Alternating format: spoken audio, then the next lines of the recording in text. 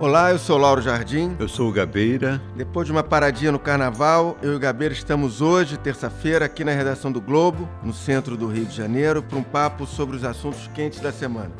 A ideia é a gente analisar, destrinchar, opinar, dar os bastidores de temas que vão da política nacional à política internacional, meio ambiente, sociedade, economia e tudo mais.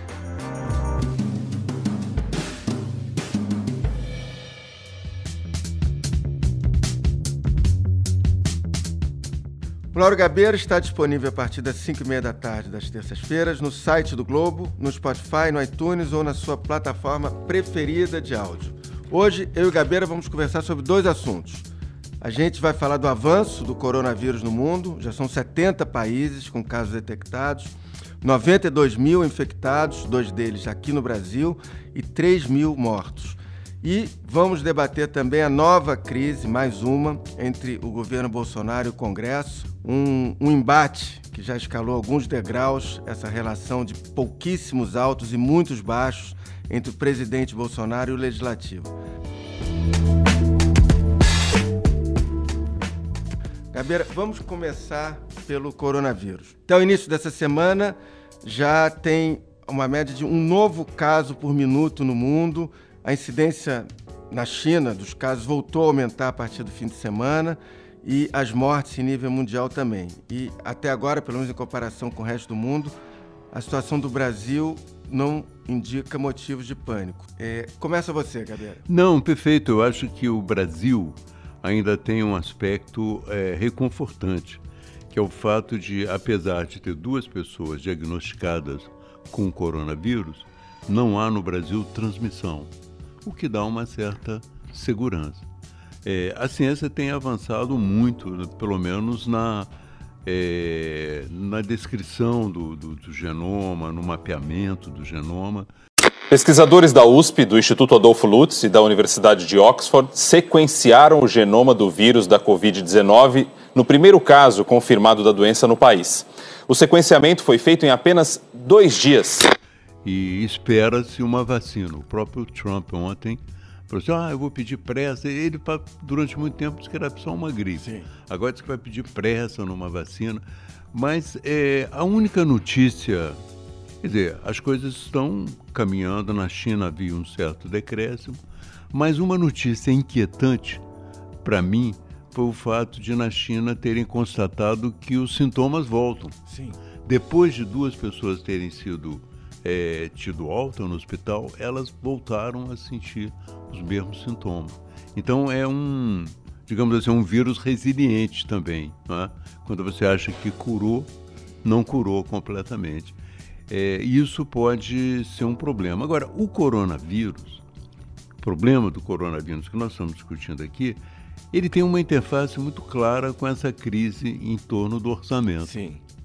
Porque o orçamento no Brasil, e já entrando nesse tema, o orçamento no Brasil, ele é feito prevendo uma certa situação, mas você não pode prever um coronavírus, né? Já se gastou, já se pretende gastar pelo menos 350 milhões. E se a situação continuar nesse nível, é possível que os gastos não superem, digamos, 500 milhões de reais. Mas você não tem controle da situação. Na verdade, a consequência maior para a gente, para o Brasil, por enquanto, é essa consequência econômica. Até explodir o coronavírus no mundo, o Brasil, a previsão de todo mundo é que o Brasil cresceria entre 2% e 2,4% esse ano, de 2020, contra 1 e pouco, 1,1% em 2019. Quer dizer, era um avanço, não é nem um crescimento espetacular, mas é um avanço. Só que a perspectiva agora, segundo os dados que se tem hoje, a OCDE mesmo divulgou um comunicado em relação a isso, é que o mundo vai se contrair e o Brasil, desse crescimento de 2,4%, deve crescer 1,7%. Já transforma o orçamento. Completamente. Essa diferença é gigantesca em termos de arrecadação, em termos de investimentos. Quer dizer, isso muda muitos planos, certamente, da equipe econômica, que deve estar hoje virando noite para tentar entender como é que se age no Brasil agora, que planos podem ser feitos para tentar minorar esse problema. E mesmo o 1,7, ontem conversei com o ex-presidente do Banco Central, Hermínio Fraga, que disse, olha, 1,7, Lauro, é esperado isso. Agora está muito cedo ainda e ninguém tem, na verdade, previsão direita de quanto vai cair. Tem ainda uma dose grande de especulação em relação a isso. Então, esse é o problema maior do Brasil hoje, essa consequência econômica. É isso. E o interessante, né, que no caso do coronavírus você mostra um outro ângulo. Eu comecei falando do que nós vamos gastar inesperadamente, inclusive com o motim dos policiais lá no Ceará. Sim. E coisas acontecem, você gasta.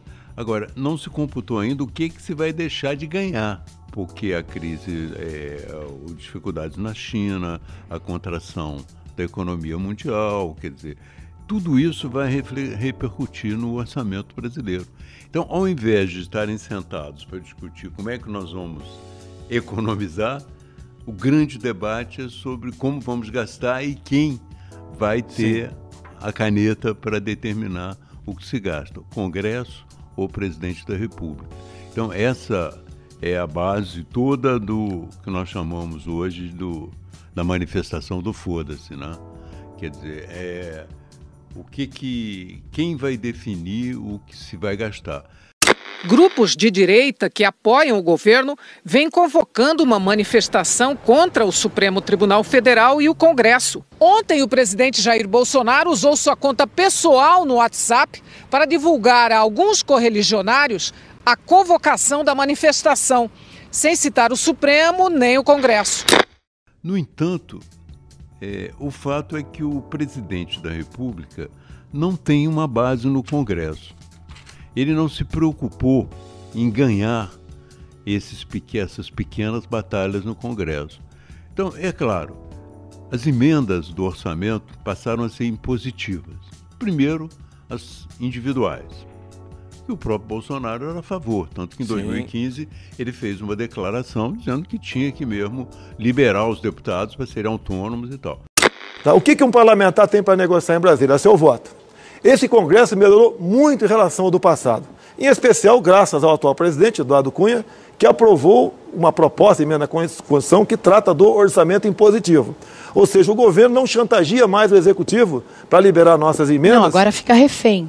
Não fica refém. O governo não está refém. O governo tem que respeitar. Nós temos 3 poderes aqui. Depois, passaram a ser impositivas também as emendas de bancada, que envolvem muito mais dinheiro. Né? E agora surgiu essa da emenda do relator de 30 bilhões. Então, ele percebeu que perdeu, né? O Congresso aproveitou a inexistência de uma base do governo e definiu o caminho, ele percebeu que perdeu e começou a negociar.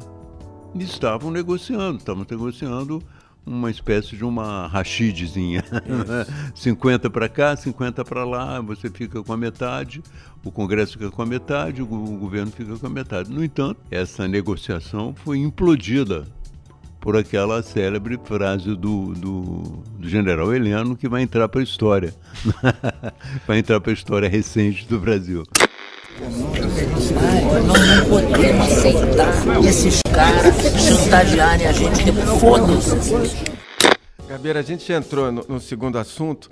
Tem uma coisa importante nisso, quer dizer, primeiro que a declaração, a frase o famoso foda-se do general Heleno, quer dizer, que resultou depois na ideia dele mesmo, Heleno, dado ao Bolsonaro, que o povo deveria ir para as ruas contra o Congresso para defender o governo, e a gente tem agora a manifestação do dia 15, que é outra crise prevista, quer dizer, tamanho dessa manifestação, o Bolsonaro de alguma maneira já se envolveu nela, sim, porque teve os tais vídeos que ele passou para os amigos no WhatsApp dele, convocando para a manifestação, quer dizer, você criou aí um clima de tensão muito maior para essa manifestação do dia 15. Somos capazes, sim. E temos um presidente cristão, patriota, capaz, justo e incorruptível, que sofre e luta por esta nação. Dia 15 de março mostra que você é patriota, ama o Brasil e defende o presidente Bolsonaro.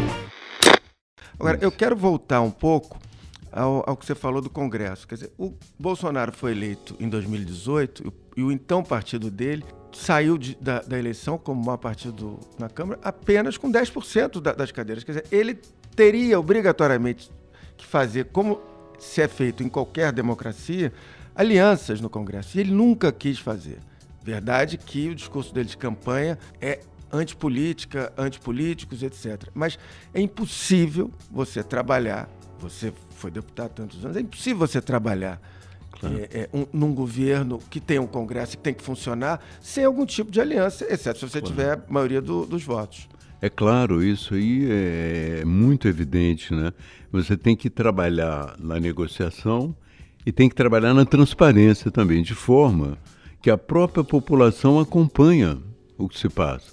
Você não tem que chamar manifestação da população, ela própria se manifesta se acha que é conveniente ou não em determinado momento, desde que haja negociação e desde que haja transparência na negociação. Agora, o Brasil é um país estranho, né?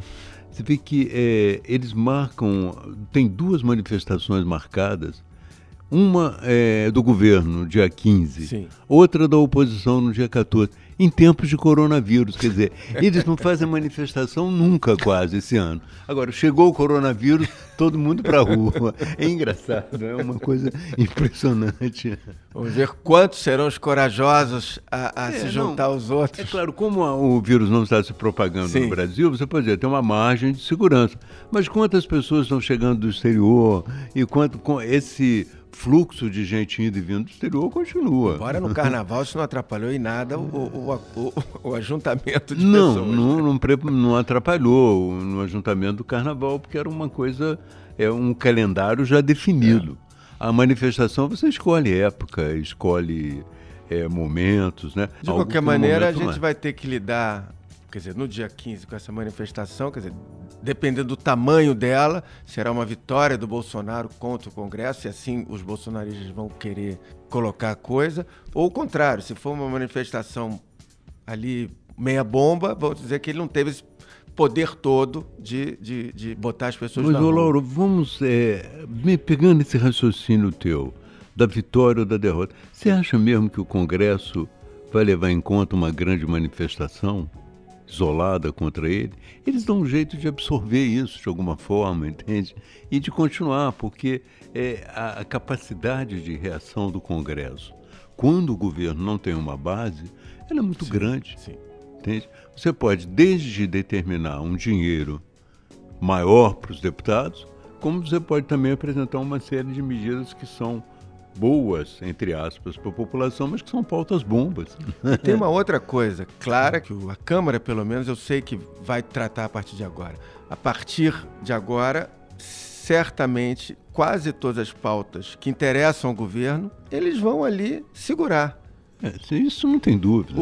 Várias medidas provisórias já estão caducando e outras vão. Quer dizer, pelo que eu apurei, pelo que se sabe, o presidente da Câmara, Rodrigo Maia, o que ele quer esse ano, porque ele toma como dele, é passar a reforma tributária, porque ele está dizendo que essa reforma é dele, assim como a reforma da Previdência foi do governo, a reforma tributária é dele, essa reforma é dele, então ele vai levar adiante. A reforma tributária é um desafio diferente da previdenciária. A previdenciária, ela unifica a federação e, de alguma forma, divide a sociedade. A tributária divide a federação e unifica a sociedade. Como na previdenciária, espero eu, ter também um texto que organize melhor o sistema tributário brasileiro. O resto, ele e os outros vão sentar em cima.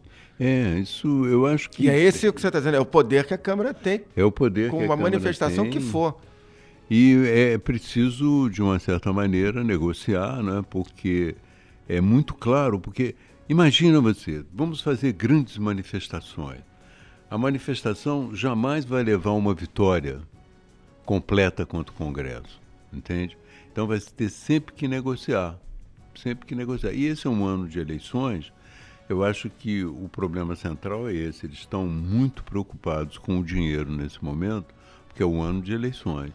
Mas eles têm uma série de outras armas que é melhor neutralizar, porque senão você vai ter que, para você ter vitória num processo como esse, você tem que fazer como Chaves. Tem que chegar num ponto que você altera o Congresso, ele passa a ser um reflexo da sua vontade. Como a justiça lá também na Venezuela passou a ser um reflexo da vontade do presidente. Mas enquanto você não consegue fazer isso, que é impossível numa democracia plena, né? Não há outro caminho a não ser negociar. Por isso é que eu acho que as pessoas de bom senso, de um lado e de outro, vão achar um caminho, como já estavam tentando achar. O general Ramos e o Paulo Guedes já estavam negociando essa questão quando houve a proclamação, não é? A independência ou morte do general Heleno.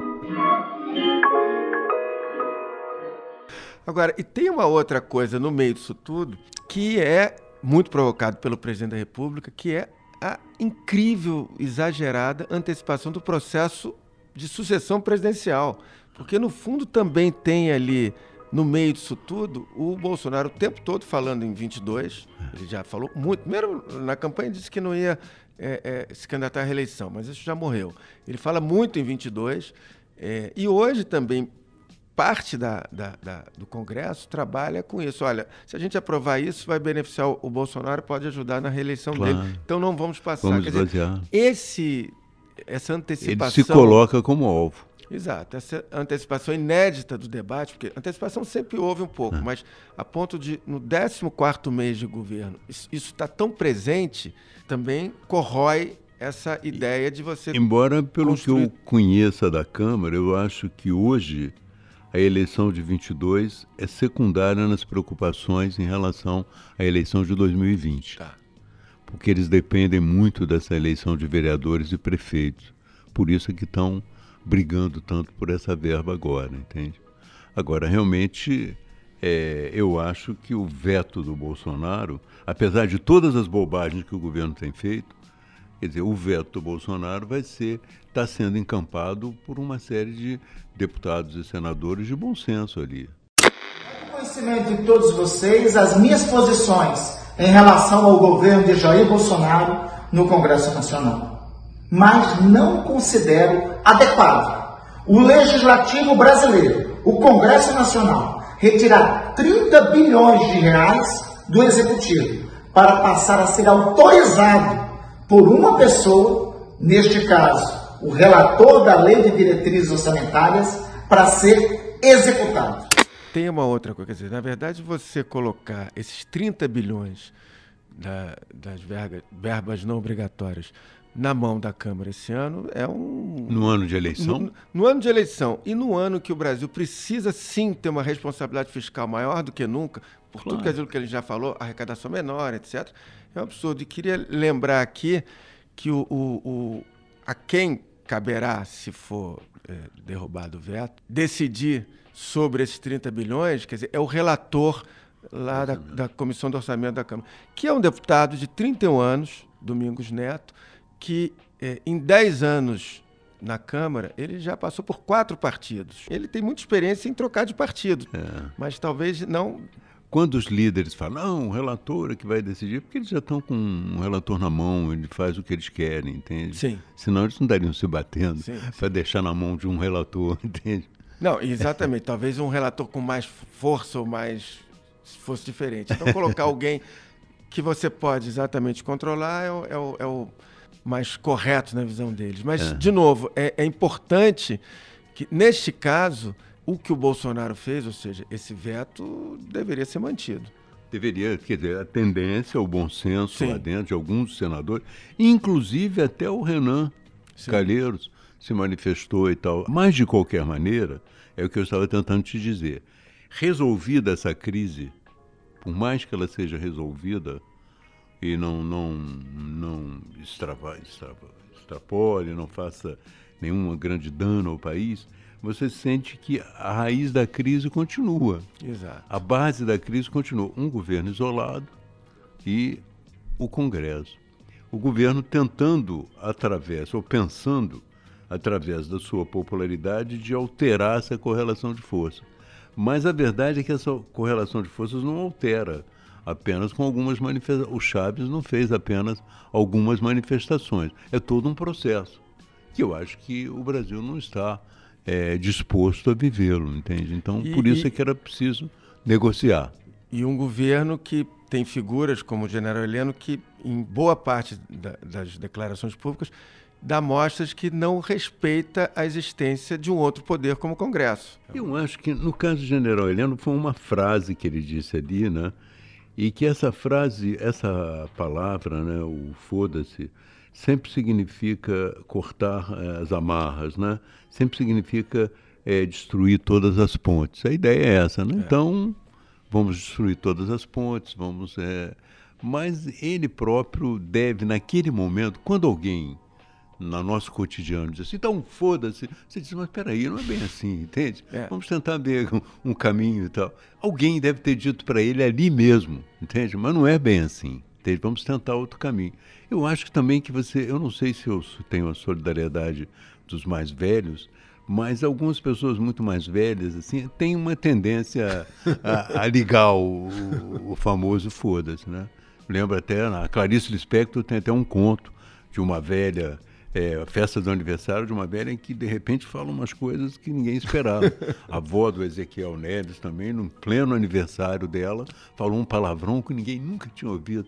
Então tem essa história também do cara, mas a verdade é que partindo de um general que serve a um presidente que já não é assim tão admirador da democracia, essa frase, nesse momento, teve uma repercussão terrível e nós estamos exatamente agora vendo como é que se desfaz essa batalha de Tararé, né? Bom, está terminando o Lauro Gabeira de hoje. A gente vai ficar por aqui. O Lauro Gabeira, eu vou repetir, está disponível a partir das 5h30 da tarde, das terças-feiras, no site do Jornal o Globo, no Spotify, no iTunes ou na sua plataforma preferida de podcast. Esse episódio teve a captação de áudio de Elcio Braga, a edição de Carolina Moran e Vitor Carvalho. Na terça-feira que vem, a gente está de volta. Tchau. Até lá. Volta. Tchau.